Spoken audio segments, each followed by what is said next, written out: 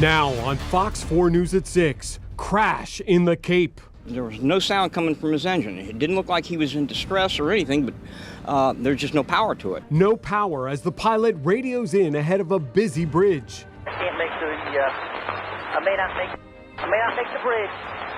I can't restart. Engine is out. I'm going out. I'm down the street. Down but not out. Video showing the pilot right afterwards. He's very fortunate to have survived this crash. Survived and spared other lives with skill under pressure. Even though he did land upside down and was able to walk away, he's in the middle of the road, it appears, so thumbs up to that pilot. A pilot whose survivor story has left everyone shocked. That dude's a man. He came crawling across the road. His hands were a little messed up. It's kind of crazy to see something like that. Dude, when you look at the plane and see what's on the ground and you see that dude in the grass like that, just chilling. And that plane is now in the process of being towed away. This is the National Transportation Safety Board tries to figure out exactly what went wrong. Good evening, and thank you for joining us for Fox 4 News at 6. I'm Patrick Nolan. And I'm Amy Wegman. That crash sending the pilot you saw there on the ground to the hospital. And at one point, more than 1,800 people were without power in Cape Coral, but the power is back on tonight. Investigators say that single-engine Cessna, registered to Chad Goss of Lehigh Acres, went down on Miramar Street just south of Cape Coral Parkway. Your Corner has complete team coverage tonight. We begin with Michael Cadigan, who was on the scene just moments after this plane crashed. Michael?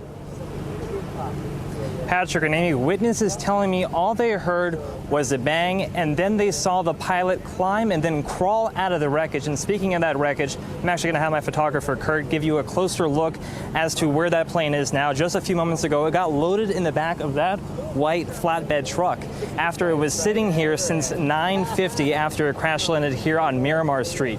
In just a few moments, you're going to see some cell phone video we got our hands on showing you the pilot moments after his plane fell out of the sky.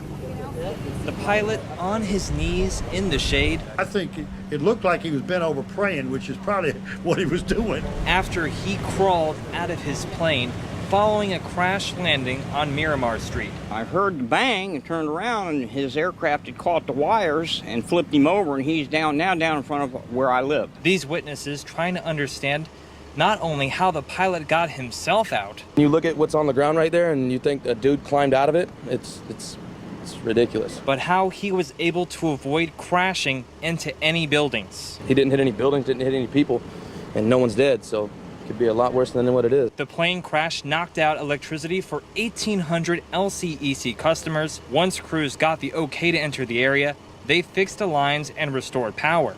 First responders also working quickly to make sure the crash didn't cause any more problems. It's a plane, it has fuel and a number of other fluids, so we put down a layer of foam to suppress any of the fuel fumes so that they didn't ignite. A lot of people visiting the crash site, watching the scene play out from behind the crime scene tape, hoping the pilot will pull through. Prayers go out to the pilot for his safety and well recovery.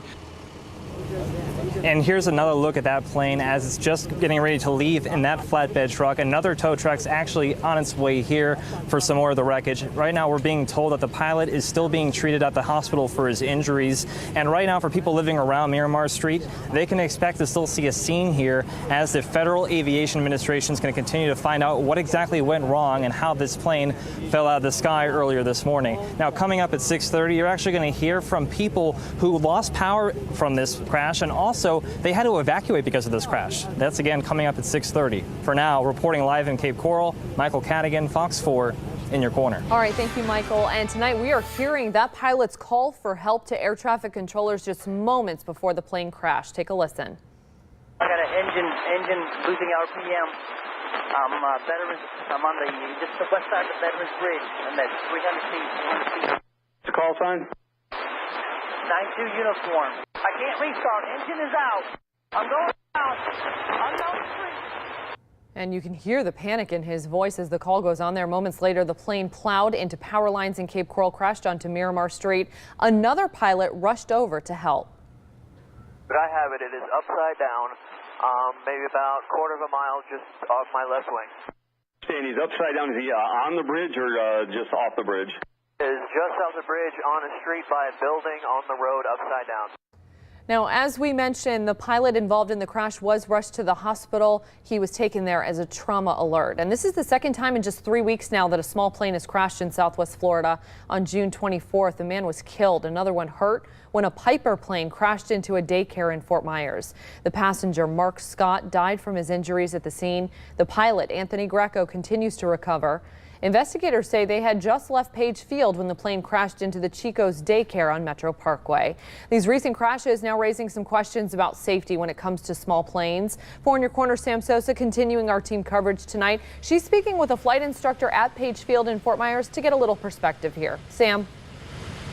That's right, Amy, and it's still a very busy scene out here. As you guys have been seeing, they're still working on getting that plane on that tow truck to take it out of here. And this scene is just all too familiar to flight experts who see small plane crashes like this more than they'd like, just like that crash you mentioned earlier at Chico's that killed one person.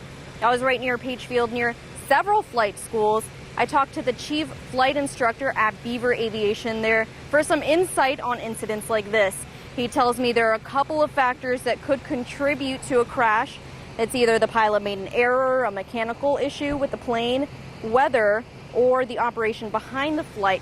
He tells me it's so important to check your plane to make sure everything's all right before flying and stay current and proficient in your flying skills. That includes knowing emergency procedures. Knowing the emergency procedure is make difference between life and death. On the runway, on departure below 500 feet, on emergency above 500 feet, and after that in high altitudes and when you're in cruise. Those emergency procedures are regularly taught at flight schools, and he also stresses a pilot shouldn't go flying if they aren't ready or if they aren't in the right state of mind. We're going to have some resources on our website, fox4now.com. For now, I'm live in Cape Coral. Sam Sosa, Fox 4, in your corner. All right, thank you, Sam. Again, this plane crashed feet away from homes, businesses, hotels. At one point, more than 1,800 people were without power. LCEC has since restored service to everyone in the area, but the wait was frustrating a lot of people who live there. Straight ahead tonight at 6:30, we're talking with people who live in that area of Cape Coral on how these outages have affected them. And of course, you can count on 4 in your corner to stay on top of this active plane crash investigation in Cape Coral. We will keep you updated both on air and online. You can check out our website anytime. It's fox4now.com.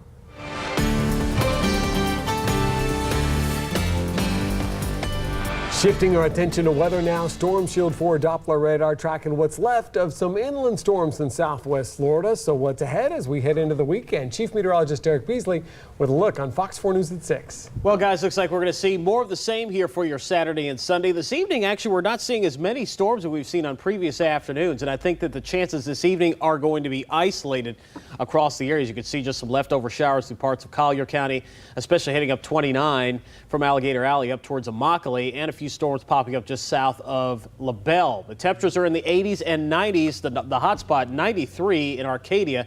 Isolated storms this evening, otherwise warm and humid. We'll be tracking those rain chances into the weekend, and a look at the tropics coming up.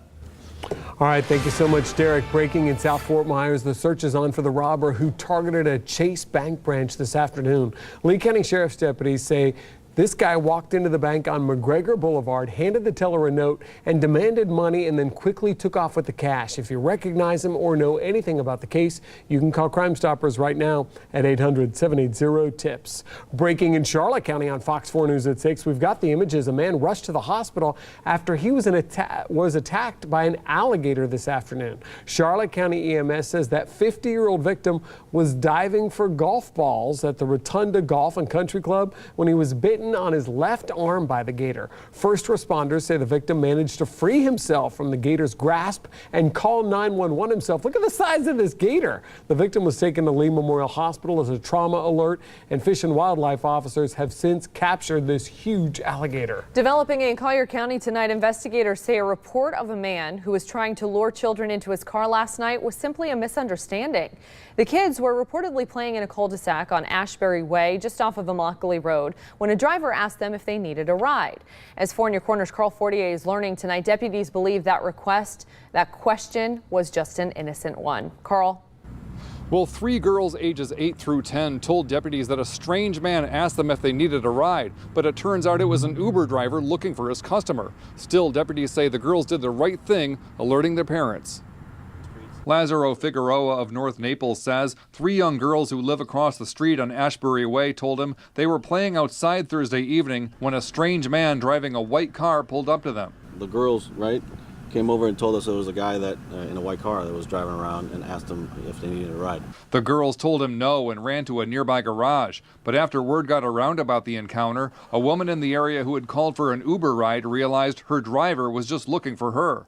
While deputies have determined the incident was a misunderstanding, they say it's a good reminder for kids to never accept rides from strangers and say if somebody does grab you, to jerk free and run and tell an adult right away. Also, never walk or play outside alone and learn about 911 to call for help. Lazaro says although it's a misunderstanding, the incident has him more security conscious for his family and the neighborhood. I think we might consider putting in a camera just in case, and making sure that one of the adults is out maybe at all times.